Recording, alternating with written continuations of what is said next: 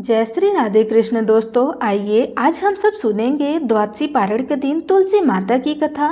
जो भी भक्त सच्ची श्रद्धा के साथ भगवान विष्णु का पूजन करते हैं, भगवान शालिग्राम का पूजन करते हैं, माता तुलसी का पूजन करते हैं, एकादशी का व्रत रखते हैं, उससे भगवान श्री हरि विष्णु अति प्रसन्न हो जाते हैं और अपना कृपा प्रदान करते हैं।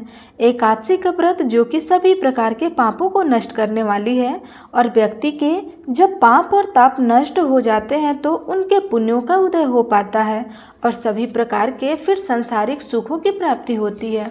हिंदू धर्म में भी तुलसी का विशेष महत्व बताया गया है। माता तुलसी जो कि अपने भक्तों के सभी प्रकार के पापों को नष्ट करने वाली है और भगवान विष्णु को जो कि तुलसी दल अति प्रिय होता है, बिना तुलसी दल के भगवान विष्णु उस पूजन को स्वीकार नहीं करते हैं और जहाँ पर भी तुलसी का वृक्ष होता है वहाँ पर यम के दूत भी असमय नहीं आ जाते हैं। इसलिए चाहिए कि माता तुलसी का पूजन करें और तुलसी वृक्ष के नीचे जो कि दीपक जलाने चाहिए। इससे माता तुलसी अपना कृपा प्रदान करती है। माता तुलसी का विवाह जो कि भगवान शालिग्राम के साथ विधि विधान के साथ कार्तिक के महीने में किया जाता है और प्रत्येक दिन भगवान विष्णु का पूजन करना चाहिए।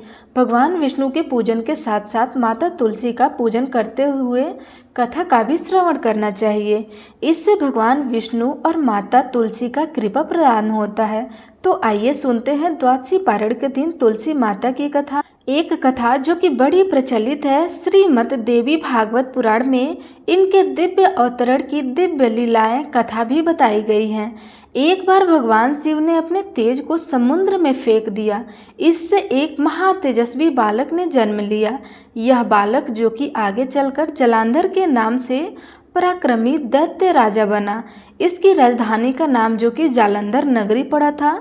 दैत्यराज काल नेमी के कन्या वृंदा का विवाह जलांधर से हुआ।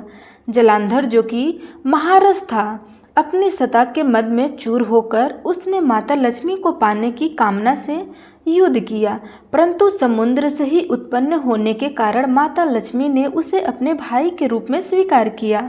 वहां से फिर पराजित होकर वह माता पार्वती को पाने की लालसा से कैलाश पर्वत पर पहुंच गया।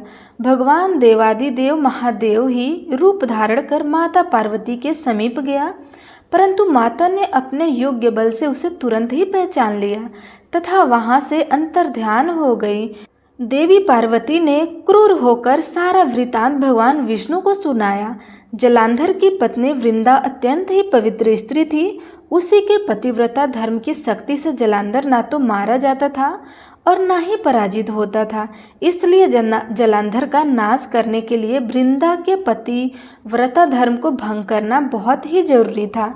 इसी कारण भगवान विष्णु ऋषि का वेश धारण कर वन में पहुँचे। वहाँ वृंदा अकेले ही भ्रमण कर रही थी, वहाँ पर घूम रही थी।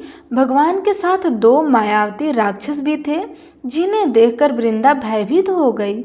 ऋषि ने वृंदा के सामने पल वे दोनों को भस्म कर दिया। इनकी शक्ति को देखकर वृंदा ने कैलाश पर्वत पर महादेव के साथ युद्ध कर रहे अपने पति जलांधर के बारे में पूछा। तब ऋषि ने अपने माया जाल से दो वानर को प्रकट किया। एक वानर के हाथ में जलांधर का सिर था तथा दूसरे हाथ में धड़ था। अपने पति की यह दशा को देखकर वृंदा मूर्छित होकर वहीं पर गिर पड़ी। होश में आने पर उन्होंने ऋषि रूपी भगवान से विनती की कि वह उसके पति को जीवित करे। भगवान ने अपनी माया से पुनः जलांधर का सिर धड़ से जोड़ दिया, परंतु स्वयं भी वह उसी शरीर में प्रवेश कर गए। वृंदा को इस छल का जरा सा भी पता न चला। जलांधर बने भगवान के साथ वृंदा पतिव्रता सा व्यवहार करने लगी, जिससे उनका स्त्रीत्व भंग हो गया। ऐसा होते ही वृंदा का पति जालंधर जो कि भगवान शिव से युद्ध कर रहा था, वह युद्ध में हार गया और मारा गया। इस सारी लीला का जब वृंदा को पता चला तो वह क्रूर होकर भगवान विष्णु को जो कि शीला होने का श्राप दे दिया तथा स्वयं भी सती हो गई। जब वृंदा भस्म हुई वहाँ पर तुलसी का पौधा उग गया। भगवान विष्णु ने वृंदा से कहा कि हे वृंदा, तुम अपने स्त्रीत्व के कारण मुझे लक्ष्मी से भी अधिक प्रिय हो गई हो। अब तुम तुलसी के रूप में सदा ही मेरे साथ रहोगी। जो मनुष्य मेरे शालिग्राम रूप के साथ तुलसी का विवाह करेगा पूजा करेगा उसे इस लोक और परलोक में विपुल यश की प्राप्ति होगी। जिस घर में तुलसी होती है वहाँ पर यम के दूत भी असमय नहीं आ सकते। गंगा व नर्मदा के जल में स्नान तथा तुलसी का पूजन बराबर माना जाता है। चाहे मनुष्य कितना भी पापी क्यों न हो, मृत्यु के समय जिसके प्राण मंजरी रहित तुलसी और गंगा जल मुख में रखकर निकल जाते हैं, वह पापों से मुक्त होकर बैकुंठ धाम को प्राप्त होते हैं। जो मनुष्य तुलसी व आंवले की छाया में अपने पितरों का श्रद्धा करता है, उसके पितर भी मोक्ष को प्राप्त हो जाते हैं।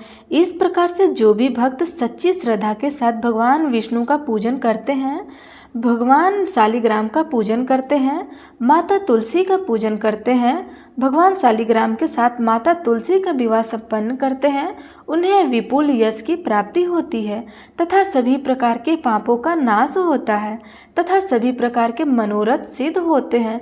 तो प्रेम से बोलिए भगवान विष्णु की जय, माता लक्ष्मी की जय, तुलसी मैया की जय, भगवान शालिग्राम की जय।